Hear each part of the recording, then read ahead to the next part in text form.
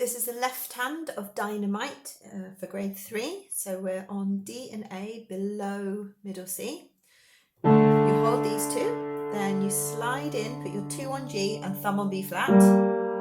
Then your 5 goes down to C, thumb stays where it is and plays again. And then you come in to F and A. Okay, so I'm going to play that again.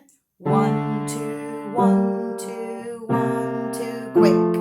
So that last chord cuts through the second beat. So it's actually 1.5 and then hold that last one. Then we do the same thing again. 1, 2, 1, 2, 1, 2, play. Here we have to hold the thumb on A while the 5 bounces on D. This is bar 5.